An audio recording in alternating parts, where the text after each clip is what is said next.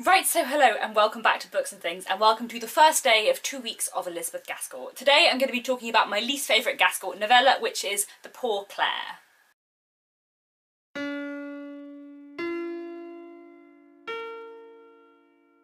Chapter 1. December the 12th, 1747. My life has been strangely bound up with extraordinary incidences, some of which occurred before I had any connection with the principal actors in them, or indeed before I even knew of their existence. So The Poor Clare is one of Elizabeth Gaskell's novellas. It's a novella of about 25,000 words, I believe, and it was published first in 1856. It's probably my least favourite thing by Elizabeth Gaskell that I've read, but that by no means means that it's not worth a read or that it's not interesting. I don't think it's the best place to start with her, but if you're interested in Elizabeth Gaskell, and especially if you've enjoyed her Gothic fiction before, I do think it's definitely worth a read.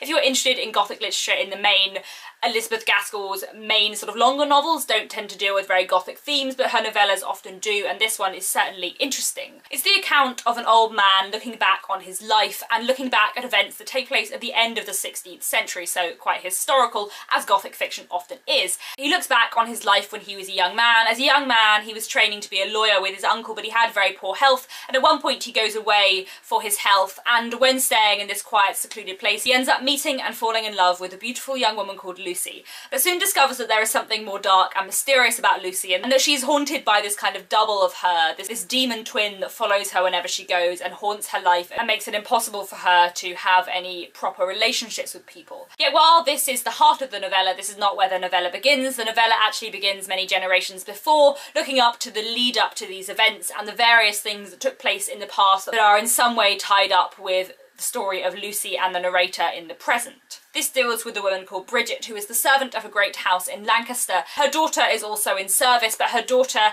ends up running away and going missing, and after her daughter's disappearance, Bridget more and more shuns the rest of society and gets a reputation in the village for being a witch. The Poor Clare is a novella that I have a few mixed feelings about. There are some things that I really like about it and really find fascinating. I love Gaskell's Gothic writing. I find it really intriguing. Her dealing with the supernatural in this way is something that I love, and I find that aspect of it really interesting, especially because the supernatural is bound up with this idea of two different parts of Lucy.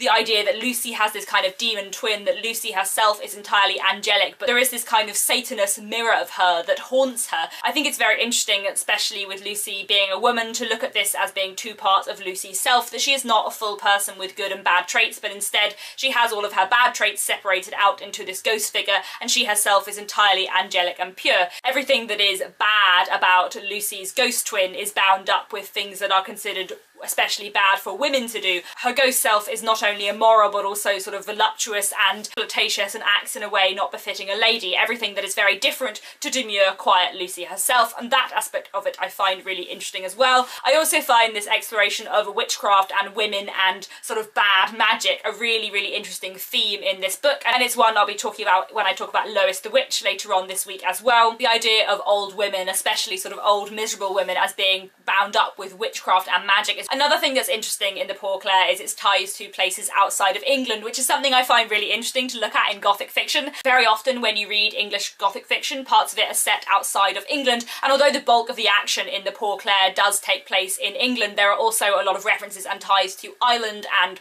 France. It's significant that it's Ireland and France because it's not only bound up with this idea of un-Englishness, this idea of being abroad, it's also bound up with ideas of Catholicism, which is very often tied to sort of mysticism and the Gothic in Victorian literature. The Poor Clare is a really interesting novella, and it's definitely one I'd like to reread at some point. It will probably only take me a few hours because it's not a long book, and it's certainly one I'd like to look at a bit more closely, especially because one of the things I found harder about it is that I found it really hard to get into for the first chapter before we actually get to encounter our narrator meeting Lucy. For the first chapter, that is the backstory of all of this, it's quite confusing, it's quite distancing, and you don't really know what's going on or what relevancy it has, and it's quite hard to follow. I think to go back and reread it now that I know what happens in the rest of the novella, I would find much more interesting now that I know what that's building to and Bridget's relation to the rest of the story. The thing I like less about The Poor Clare and why it is so far down on this list is that, for me, the backstory and that first chapter is so hard to get into and so confusing that it took me a long time to really get to grips with this book, and there were bits in the first chapter where I was bored, and I'm very rarely bored in Elizabeth Gaskell.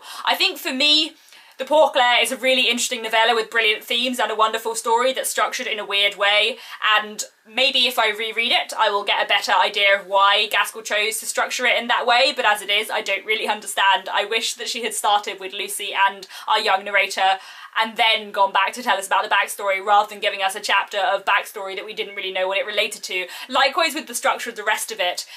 The ending I found quite rushed and quite odd, and I didn't entirely know what Gaskell was going for. I love the middle bit of this novella massively, but the beginning and the ending I found a bit harder to follow, and that meant I wasn't completely engaged in it.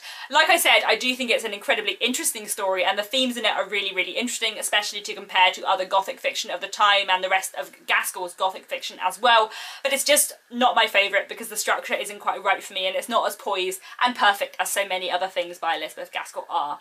So that is all I had to say on The Poor Clare. I do think it's worth a read if you're interested in Victorian Gothic literature and if you've read some other Elizabeth Gaskell before, but I wouldn't recommend it as a great place to start with her works necessarily. Do let me know if you've read The Poor Clare, and I'm interested to hear your thoughts on it. Thank you very much for watching, and I'll be back tomorrow to talk about my next Elizabeth Gaskell book.